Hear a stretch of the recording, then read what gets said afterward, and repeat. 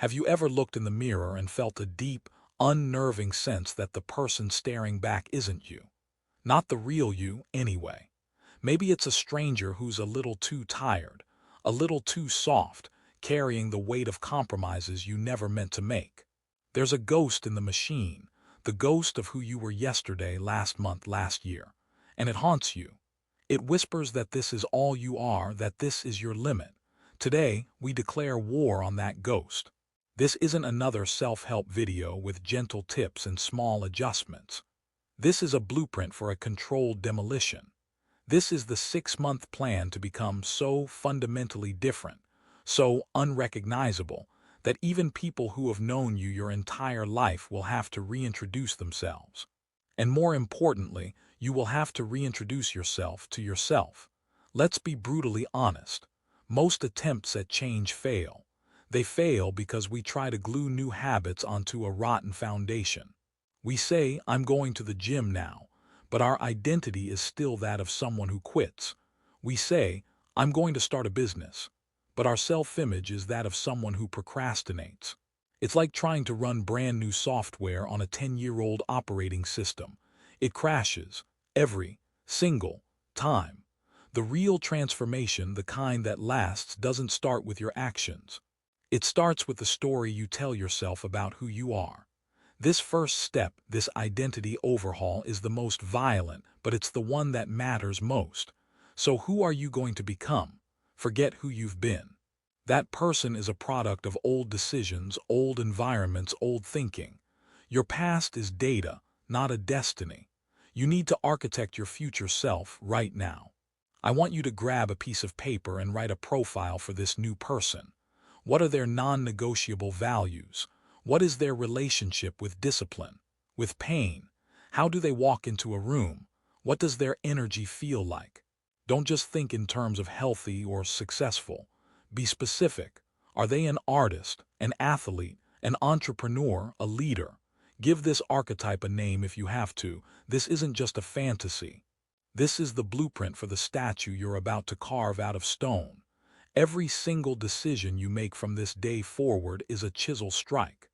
Does this action align with the person I am becoming? If the answer is no, it has to go. No debate, no negotiation. It's a surgical no. It might mean deleting the apps, walking away from the friend group that thrives on complaining, even leaving the job that suffocates your soul. People call this sacrifice. It's not. It's an exchange. You are trading cheap, temporary comfort for permanent, undeniable power. And as you make these choices day after day, you are casting votes for your new identity. One workout is one vote. One healthy meal is another vote. 1 hour spent learning a skill instead of scrolling is a vote. You don't become this new person overnight. You outvote the old you, ballot by ballot, until there's an electoral landslide and the old regime is overthrown for good. Now, with this new identity burning in your mind, we turn to the physical. Why? Because the body is the scoreboard. It is the undeniable physical proof of your discipline. You can lie to yourself, you can lie to others, but you can't lie to the mirror. Your body is the receipt for your choices. Transforming it is the fastest way to build belief. Because every morning you'll wake up and see tangible progress. The scale moves, a new vein appears, your clothes fit differently. That visual feedback becomes a powerful psychological weapon. It's a daily reminder that you are a person who does hard things, a person who keeps their promises. And that confidence, that raw physical certainty, will bleed into every other area of your life. How can you doubt your ability to make a sales call when you just forced yourself through a brutal leg day? How can you second-guess your discipline in business when you've been eating clean for 100 days straight? Forget the complicated workout splits and the endless debates about supplements. That's just a clever form of procrastination. For the next 6 months, the plan is brutally simple. Lift heavy weights at least 4 times a week. We're talking about compound movements, squats, deadlifts, presses, things that challenge your entire system. Walk 10,000 steps a day. Every day. Rain, shine, tired, or motivated, you walk. It's non-negotiable. It's meditation in motion. Eat a high-protein, whole-food diet.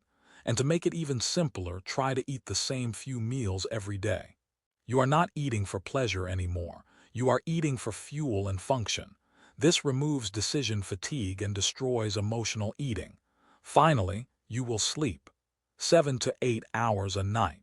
Treat sleep like a performance-enhancing drug because that's exactly what it is. That's the formula. Heavy lifting, walking, clean fuel, and recovery. For 180 days, people will notice. First, they'll ask you what you're doing. Then they'll tell you you're taking it too seriously. Finally, they'll ask you for advice. Your physical presence will become an announcement of who you are before you even speak. Let them stare. With your identity solidified and your body transformed, you've built the engine. Now you need to give it a weapon. That weapon is a high-income skill. A skill is power. It's leverage. It's the ability to solve a painful, expensive problem for someone else. This is what separates the dreamers from the doers. Most people drift through life learning useless, comfortable hobbies. You're not going to do that. For the next 90 days, you are going on a deep dive. You will pick one monetizable skill and you will get obsessed. I'm talking about copywriting, sales, video editing, paid advertising, coding. Skills that businesses are desperate for. The rule is simple. If someone isn't willing to pay a lot of money for it, it's not a skill, it's a pastime. And you don't just learn passively. You don't just watch tutorials. You learn by doing. By shipping. Your goal is to get into the arena and get your hands dirty as fast as possible. Send 100 cold emails. Build 10 landing pages. Create 50 videos. You will be terrible at first. That's part of the plan. Feedback is the catalyst for growth. Find someone 10 steps ahead of you and pay them for their time. Ask them to tear your work apart. Not for praise, for criticism. Brutal, honest feedback is a gift. Each failure is a data point. Each correction refines your weapon. People spend years dabbling. You will spend 90 days in total immersion. It will be the only thing you talk about, the only thing you think about. By day 30, you should be good enough to help someone for free just to get a case study. By day 60, you should be charging a small amount.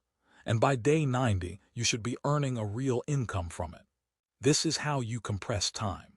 This is how you make your output, your sheer value to the world, unrecognizable. But here's the trap. You can have the mind of a philosopher, the body of a warrior, and the skills of a master craftsman. But if you go home every night to an environment designed for the old you, you will revert. Your environment is a silent script that dictates your behavior.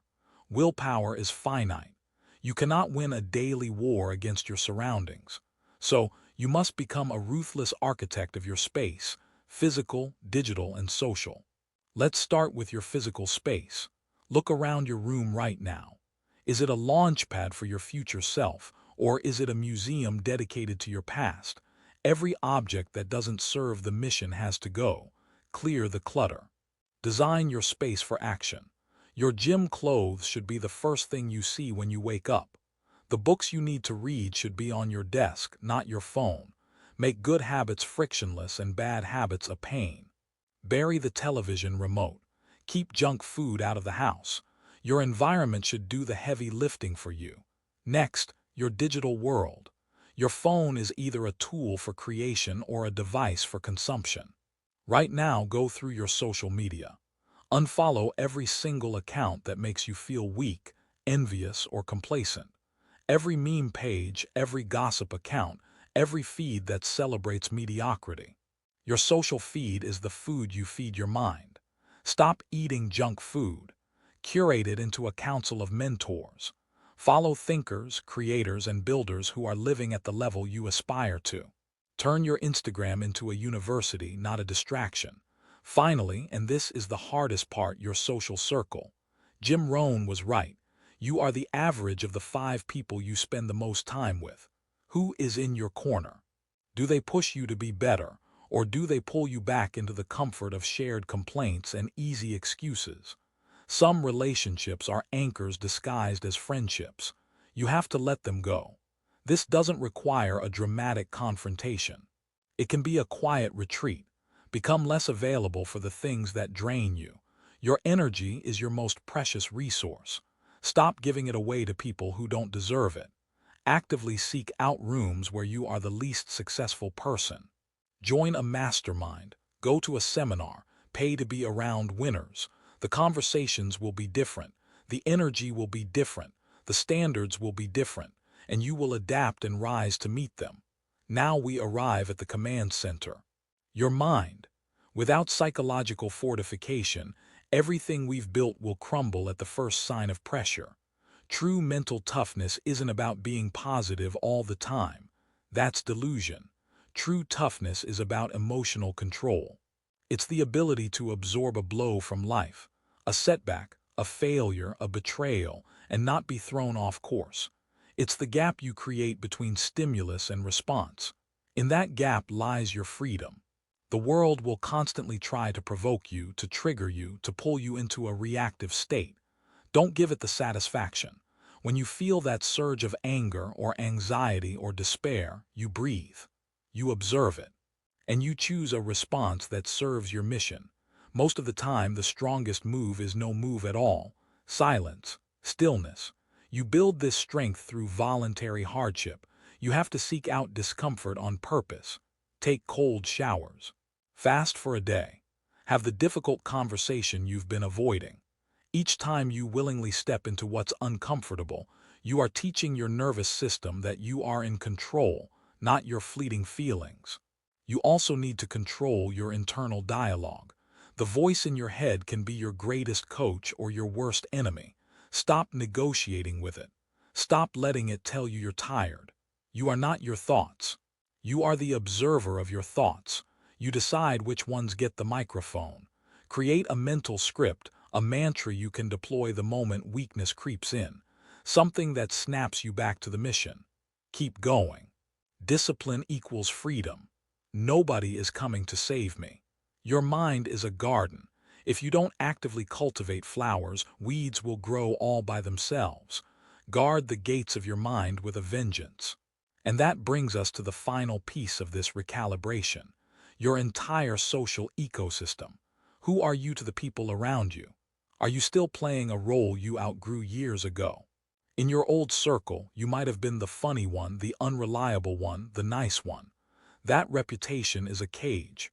You don't have to announce that you've changed. You just have to act differently, consistently, until the old narrative dies. Let your actions rewrite your story. The ones who can't handle the new chapter will exit your life. Let them. They are making room for the people who will be drawn to your new energy. You need to shift from being a consumer of social energy to a producer of value. When you enter these new, higher-level circles, don't ask what you can get. Ask what you can give. Share your knowledge. Make introductions. Solve a problem for someone without asking for anything in return. High-caliber people are attracted to givers, not takers. Your value determines your access. So you show up, you contribute, and you build a reputation based on generosity and competence. Boundaries are the final piece of this puzzle. You teach people how to treat you by what you tolerate. Learn to say no without apology or explanation. Your time, your focus, your energy, these are the most valuable assets you have. Protect them like the treasures they are. A life without boundaries is a life lived at the mercy of others' agendas.